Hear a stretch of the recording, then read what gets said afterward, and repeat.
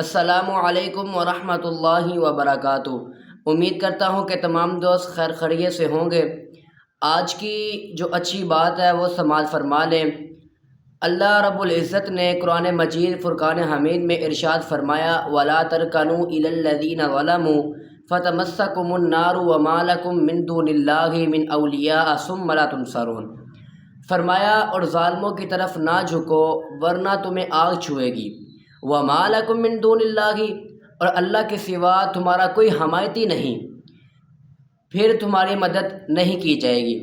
اس آیت کریمہ میں کفار، مشرکین، مرتدین کی طرف ملان، ان سے محبت، ان کی خلاف اسلام ہر کال پر راضی ہونے اور ان کی ہاں میں ہاں ملانے سے منع کیا گیا، اور اگر وہ باز نہ آئے تو ان کے لیے عذاب جہنم کی وعید سنائی گئی۔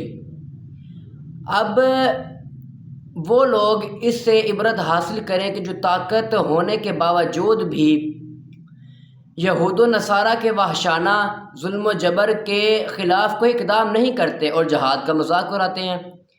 تو اب آپ دیکھ بھی سکتے ہیں کہ کچھ لوگ ایسے ہیں کہ اب غزہ کے مسلمان، فلسطین کے مسلمان جو شہید ہو چکے، اللہ ان کی بخشش فرمائے، تو ہم ان کی مدد تو نہیں کر سکتے، ہم وہاں پہنچ نہیں سکتے۔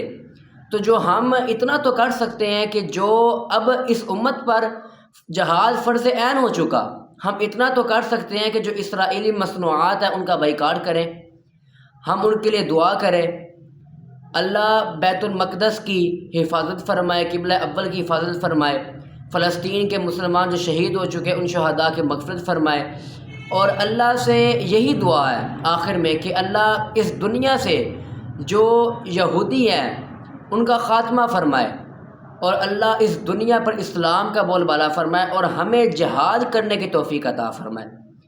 تو یہ رہی آج کی ہماری اچھی بات، تو امید ہے کہ آپ اس پر عمل کریں گے۔ آپ جو ہمارے مسلمان بہن بھائی ہیں، فلسطین کے مسلمان، غزہ کے مسلمان، ان کے لیے جہاد کریں، باہر نکلیں تاکہ ہم ان کی مدد کر سکیں، کچھ نہ کچھ کر سکیں، تاکہ جب کل بروز قیامت جب حضور فرمائیں گے، جب اللہ رب العزت فرمائے گا کہ میری امت پر اتنا ظلم ہوتا رہا کہ تم کیا کرتے رہے، تو ہم کچھ کہنے والے تو بن جائیں۔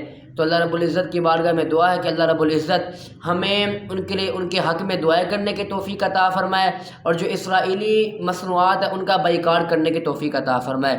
السلام علیکم ورحمۃ اللہ وبرکاتہ۔